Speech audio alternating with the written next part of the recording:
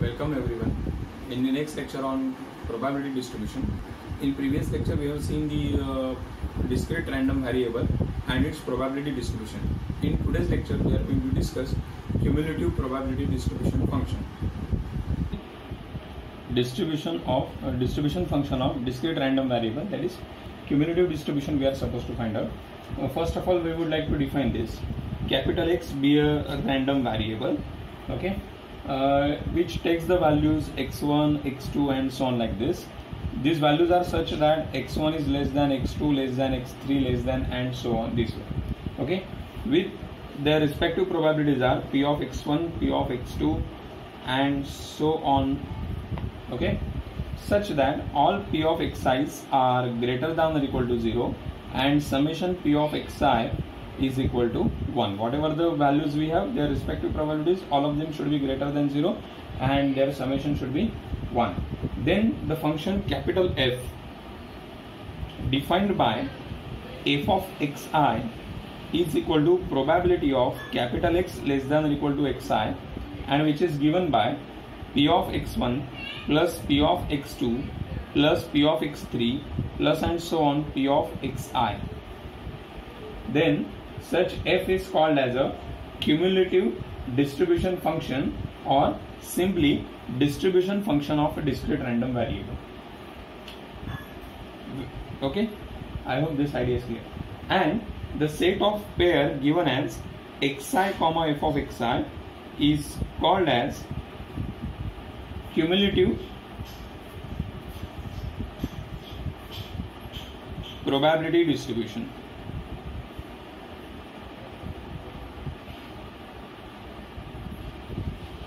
Okay, now we will discuss few properties on this. The first one is 0 less than or equal to f of x less than or equal to 1. The second property is f of x is equal to 0 for x less than a, okay, and the value of f of x is always 1 for x greater than b, where a is less than x1, less than x2, less than and so on, less than xn, less than b. For this particular, this holds. And third one is this f of x is a step function. It is a step function. Since why it is a step function, let's come to this. If there are values x1, then there is a value x2, then there is a value x3 like this. Now what is f of x1? F of x1 is nothing but the probability of x1. What is f of x2? It is the probability of x1 plus probability of x2. That means this one. Okay. Next one is f of x3. What is f of x3? The probability of x1 plus probability of x2 plus probability of x3. So you can see this is something like as a step. That's why it is called as a step function. Okay. Now we would like to discuss one simple example based on this. There is a shipment of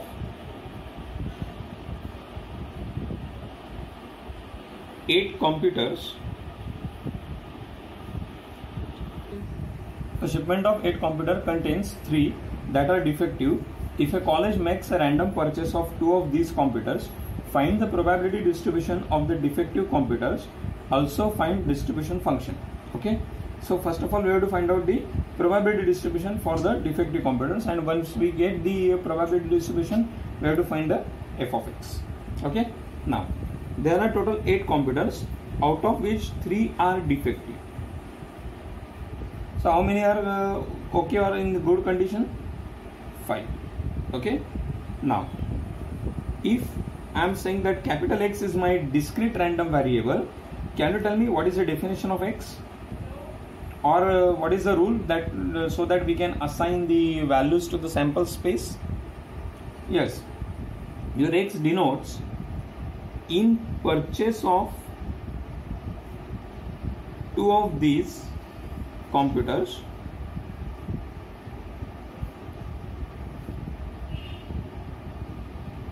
sorry, I just made a mistake. X denotes defective computers in the purchase of 2 of these computers. Okay.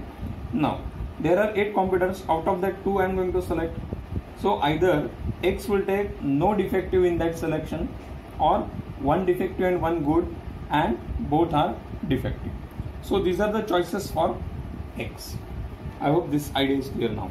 Now we are supposed to find out p of x is equal to 0. What is the meaning of p of x is equal to 0?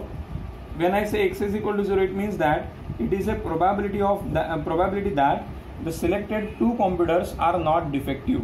How to find out its probability? It's very simple. Can you tell me how many elements in the sample space? Yes, there are 8 computers. Out of that we are going to select 2. So 8 choose 2.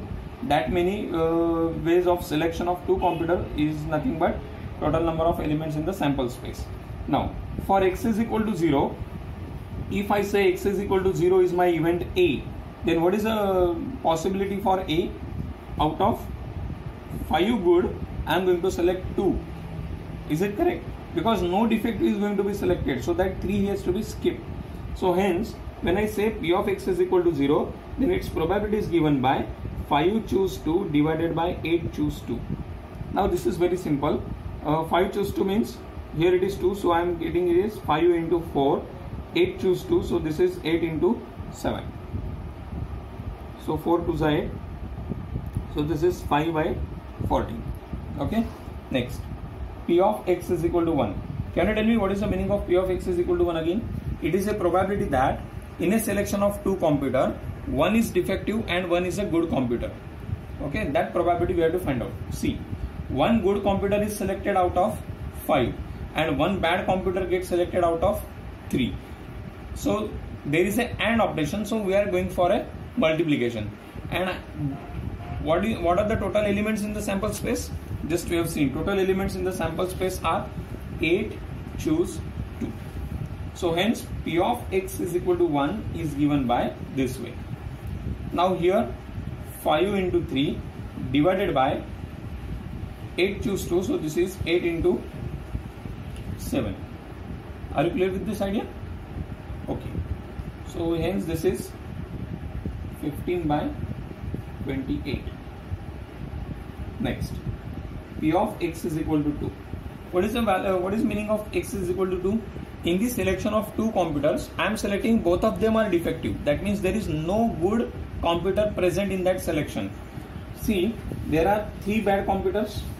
Out of that 2 I am going to select. So this can be done in 3C2 ways. There are total 8 computers. Out of that I have to select 2. So there is a this is the total elements in the sample space. Hence p of x is equal to 2 is this. Now 3 choose 2 means it is just 3 divided by 8 choose 2. So we can use this in a way of 8 into, sorry, I just made a mistake here, divided by 2 into 1, divided by 2 into 1. Okay, so this can be done as 3 divided by 2 4 is 8, 7 4 is 20. So 3 by 28. As there is a base is 28, I'll make it here multiply numerator and denominator by 2. What I'm getting, 5 2s are 10, 5 2s are 14 2s are 20, this way. So hence my probability distribution is 0 1 2. P of x is equal to x is 10 by 28, then 15 by 28, and then 3 by 20. Okay. Now if I add all these probabilities, I am getting 1 there, 10 plus 15 plus 3, that is 28, 28 by 20 becomes 1, and all of them are greater than or equal to 0. So this is our expected probability distribution. Now we have to find out f of x. Okay, now getting f of x is very easy. I'll just put the final values here itself, but calculation part I will explain here. F of the first value of x is 0. F of 0 is nothing but its probability. Okay, so 10 by 20.